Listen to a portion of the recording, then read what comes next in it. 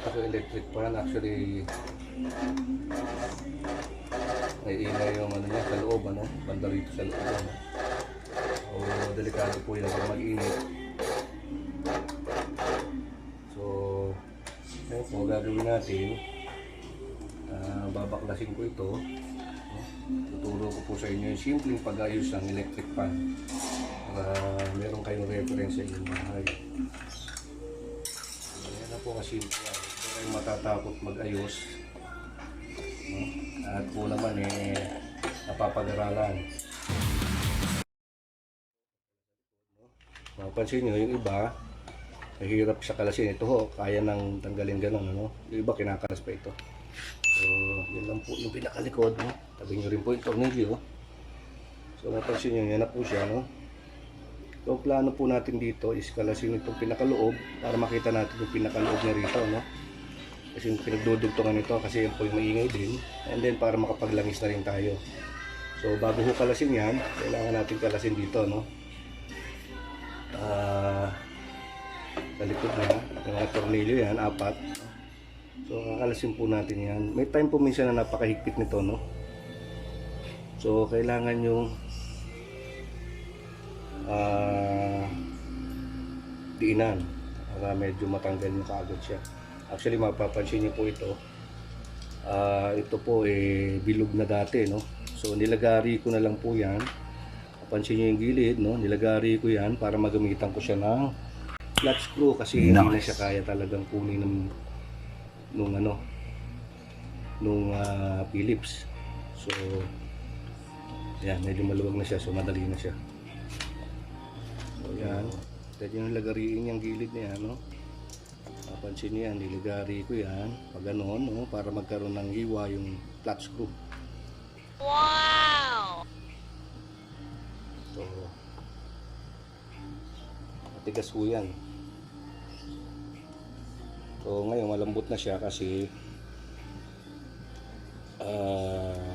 nakalas ko na po ito before, ano? So, hindi na kailangan pang masyadong persado. Nagaling pa ko kasi sa factory setting yan. Napakatigas pa ko yan. So, ito hindi na gano'n, ano? Hindi ko na masyado siya tinigasan. Ito po, nagibilog kasi yun, hindi natin matanggal. Kailangan lagariin muna siya.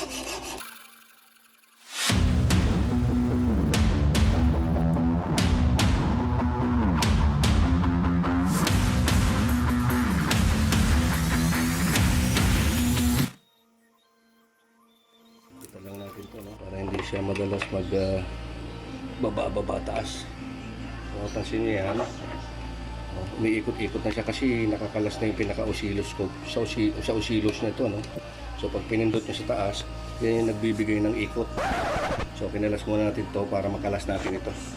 So, yan po kakalasin lang natin ulit ito kasi kinabit ko kanina ito para hindi masyado pumalag yung sa pinaka-coil niya sa loob.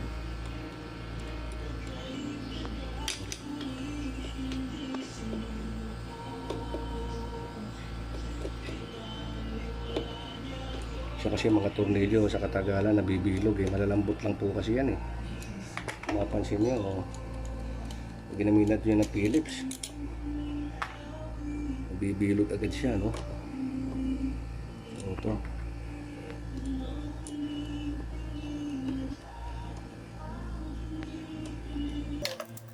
po siya, no? Ang sila natin ito. Dito natin makikita yung pinakaloob niya, no? Ano po siya, no? So, ito, nilagay natin.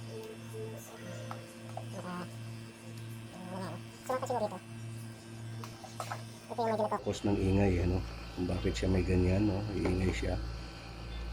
So, pansin nyo dito, ito yung pinaka-bearing yan. Minsan kasi yung plane niya mahina na, no? So, ngayon ito lalagyan natin ng langis yan para medyo maganda yung ikot niya. So, yan lang ko ilalagay na washer.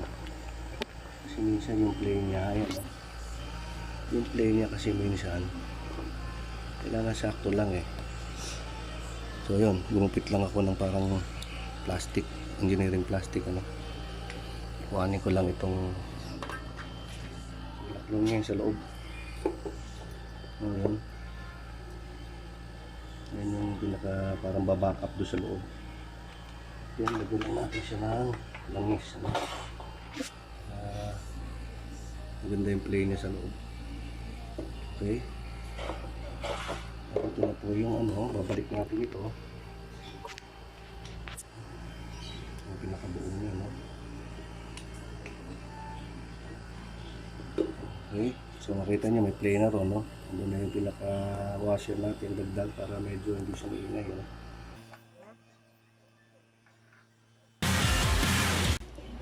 Ito, do it yourself lang, mga simpleng bagay lang na appliances, kaya naman, try nyo ho.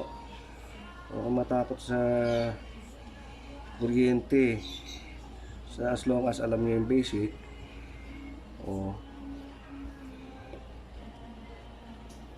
kasi wala naman ibang gagawa niya. Kung papayos nyo ng papayos siya, magkano rin ang gastos, no? Hindi nyo pa alam kung dinudoktor na nag-aayos, pasensya na po sa mga nag-aayos, no? Pero basic lang po yan lahat, pati paglalangis niya, ano. Tuturo ko rin po sa maglalagay ng langis diyan sa ikutan, sa osilos niya. So yan po, higpitan na natin. Okay. Not necessarily na kailangan sobrang bagting, ano, kasi kayo rin mahihirapan yan pag nagkalas ulit kayo sa susunod. So mapansin nyo, yan ay ha, forma na siya ulit, ano.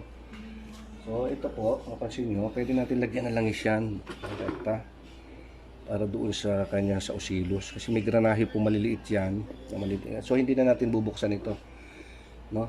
Pag binuksan natin kasi may spring yan, meron dalawang bulitas yan para doon sa umiikot. So ito, lalagyan lang natin sa langis.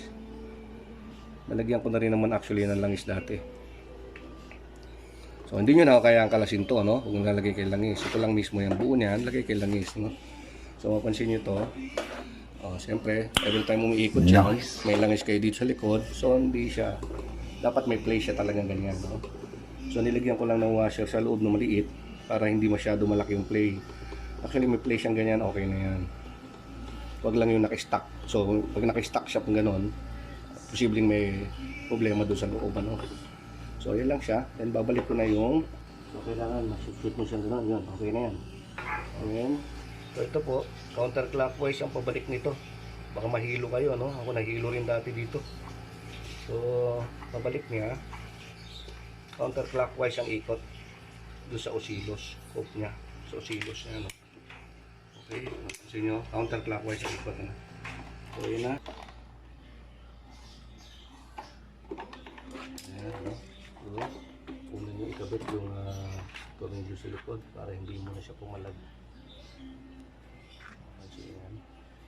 Ayan.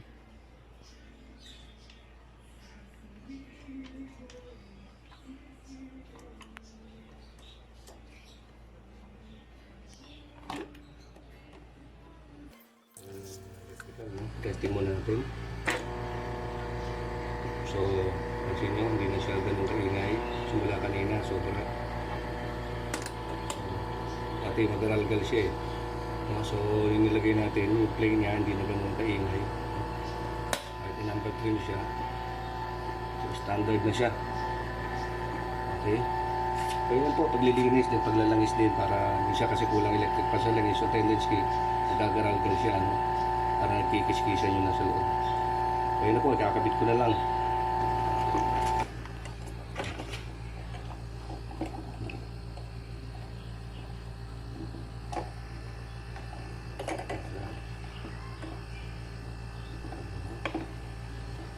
Nakabutas niya, kailangan sakto.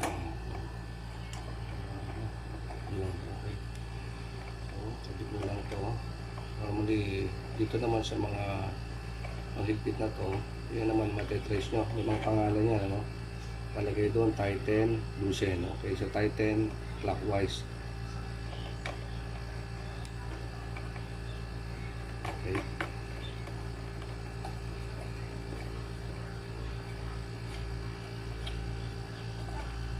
Then, sa pan naman, makikita niyo yan, meron yung may mga timing siya kasi may parang mag-groove siya, no? Para meron siyang naka-formang gano'n, no? So, tatapat nyo lang yun.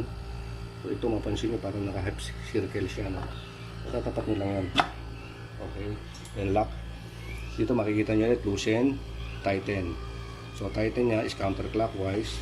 So yun lang. Yun lang pa. Counterclockwise daw tighten. Okay. Ayan tighten nyo. Yun na. Balik nyo na lang to.